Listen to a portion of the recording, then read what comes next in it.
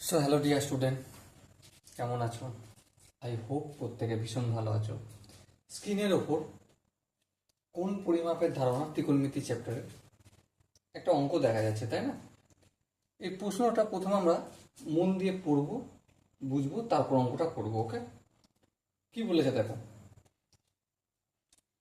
একটি বৃত্তস্থ চতুর্ভুজের এক জোড়ের বিপরীত কোণের একটির মান 4π/5।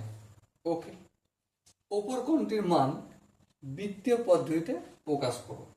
দেখো, আলটিমেট কি বলতে চাইছে যে একটা কোণের মান কত, 4π/5, তাই তো?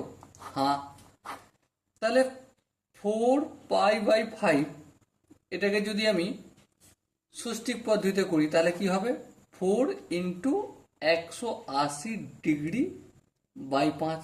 হ্যাঁ, 5 একে 5, 5কে যদি 36 দিয়ে গুণ করি 180 হয়।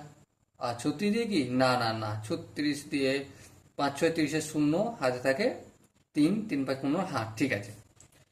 তাহলে 4কে 36 দিয়ে যদি গুণ করি কত পাবো, 144 ডিগ্রি।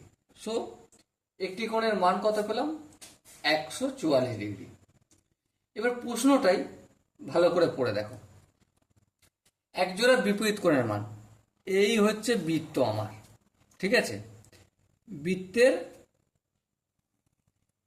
বৃত্তস্থ যে চতুর্ভুজটা হলো, এখানে মনে রাখতে হবে বিপরীত দুটো কোণের মান সবসময় কত ডিগ্রি হয়, 180 ডিগ্রি হয়। সাপোজ এটা এ কোণ, এটা বি কোণ, এটা সি কোণ, আর এটা ডি কোণ। একটা কোণের মান বলে দিয়েছে, মানে সাপোজ মনে করছি ডি কোণের মানটা বলেছে, যেটা কত ডিগ্রি, 144 ডিগ্রি। তাহলে অপর কোণটা, এই বি কোণটার মান বলতে হবে। তাহলে বৃত্তস্থ কোনো চতুর্ভুজের পরস্পর বিপরীত দুটো কোণের মান কত হয়, 180 ডিগ্রি। তাহলে দেখো, বি কোণ প্লাস ডি কোণ ইকুয়াল টু 180 ডিগ্রি। হ্যাঁ, তাহলে বি কোণ সমান কত, তাহলে বি কোণ সমান 180 ডিগ্রি মাইনাস এই ডি কোণটা। হ্যাঁ, তাহলে 180 ডিগ্রি মাইনাস ডি কোণের মান কত, 144 ডিগ্রি। এই পুট করলাম।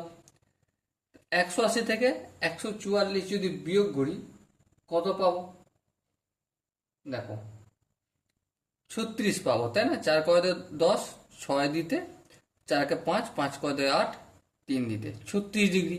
হ্যাঁ, ঠিক, কোনো অসুবিধা নেই। এবারে বৃত্তীয় মানে বের করতে হবে। তার মানে কি, 180 ডিগ্রি সমান পাই। ওকে, তাহলে 1 ডিগ্রি সমান কি, π/180। বেশ। আর 36 ডিগ্রি সমান কি, π/180, আর উপরেই 36 দিয়ে গুণ। বেশ। সো এটা যদি ক্যালকুলেশন করি, দেখো তো 3 দিয়ে কাটা যায়। হ্যাঁ, 3 × 12 36, আর 3 × 6 18, 60। ওকে, এবার 6 দিয়ে দেখো তো, 6 দুগুণে 12, 6 10 60। এখনো কাটা যাবে। হ্যাঁ, 2 1 2, 5 1 5। সো আলটিমেট কি বেরোলো, π/5 রেডিয়ান। ওকে, সো অপর কোণটার মান কত, π/5।